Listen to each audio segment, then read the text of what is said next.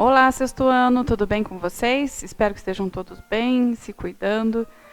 Hoje eu vou trazer para vocês mais informações sobre transformações da matéria, dando continuidade à aula que já foi passada na semana passada.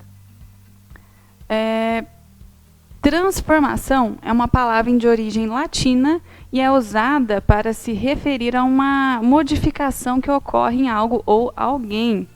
Então, quando a gente está falando em transformação, nesse caso aqui a gente está falando de transformação da matéria, a gente pode classificar ela em física ou química.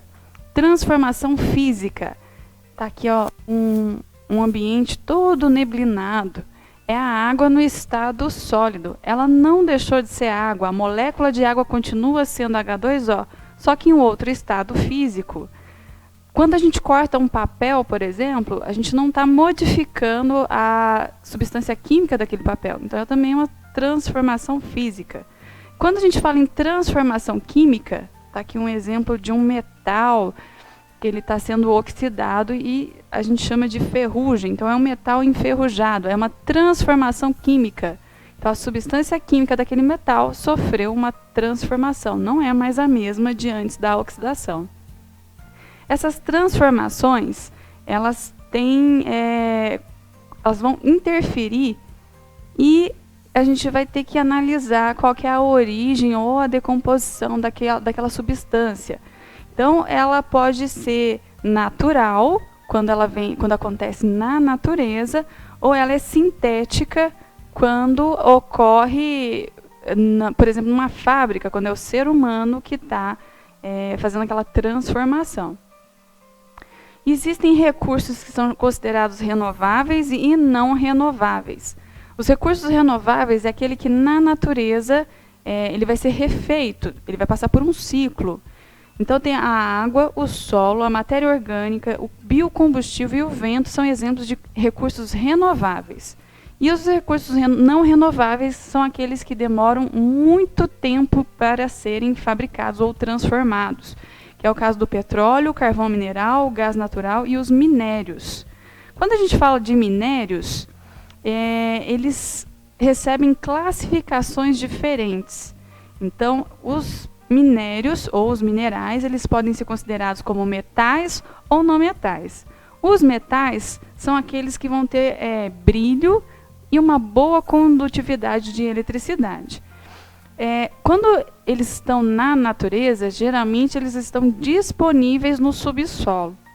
Então, vai lá o ser humano, tira aquele recurso natural, ele leva para a siderúrgica, e lá na siderúrgica ele vai passar por alguns procedimentos, algumas transformações. E aí esse metal ele vai trazer para a gente alguma utilidade nos bens de consumo. Então, esse metal, depois de transformado, ele pode estar presente no carro, na bicicleta, nos eletrodomésticos, nos eletroeletrônicos, e vai trazer alguma utilidade para o ser humano. Nos metais, um exemplo que a gente tem aqui em Minas Gerais, que é minerado aqui, né, que é extraído e vai para a siderúrgica aqui em Minas Gerais, é o ferro, que é ali no quadrilátero ferrífero que acontece essa extração, o alumínio, que aqui no sul de Minas a gente tem essa extração lá em Poços de Caldas, e o cobre também vai passar por um procedimento parecido com esse para ser usado principalmente na construção civil. Os não metais que a gente tem aqui no nosso estado são o diamante. O diamante, depois de lapidado, ele vai trazer uma utilidade para nós, que ele é muito duro, tem uma dureza muito alta. Então, ele é usado para cortar, ele corta vidro, ele é utilizado em algumas cirurgias também, não só usado em joias. O calcário, extração dele, né, a mineração dele é bem próximo de nós aqui de Lavras, é aqui em Jaci. Então, ali na Camargo Corrêa, o pessoal pega o calcário que está na natureza, passa por um procedimento químico e ele vai ser transformado em cal ou cimento. E a areia está lá no fundo do rio, o pessoal tira e é utilizada na construção civil. Existem também os recursos fósseis, que é o petróleo, o gás natural e o carvão mineral, que é um resultado que demorou milhares de anos para aqueles fósseis sofrerem transformações e estarem naquele estágio que a gente conhece. Uma das coisas que o petróleo vai se transformar é em plástico. O plástico ele foi descoberto mais ou menos em 1800 e para nós ele trouxe alguns benefícios. Então, antes do plástico, não existiam materiais descartáveis. Então, na área de saúde, havia uma grande taxa de contaminação. E, muitas vezes, na hora de transportar substâncias, principalmente substâncias líquidas, era complicado, porque tinha que usar sempre o vidro, às vezes o vidro quebrava. Então, foi um avanço a descoberta do plástico. Só que, hoje em dia, já foi descoberto, né, que esse plástico, esse polímero, ele demora muito tempo para decompor na natureza. Mais ou menos aí de 100 a 200 anos para decompor. É muito tempo.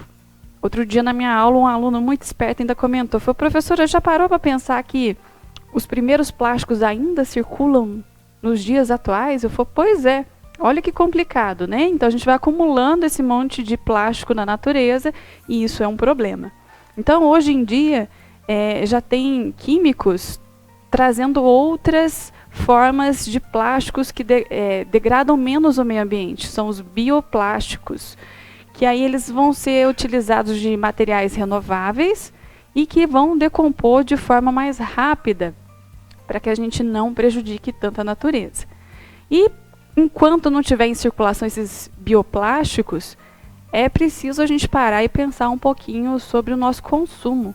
Então, é melhor a gente reduzir essa quantidade de plástico que a gente consome, porque ainda tem muita coisa sendo feita de plástico que não é o bioplástico. Sexto ano, o que eu tinha para falar para vocês hoje era isso. Espero que vocês tenham gostado e conto com vocês na nossa próxima aula. Até mais!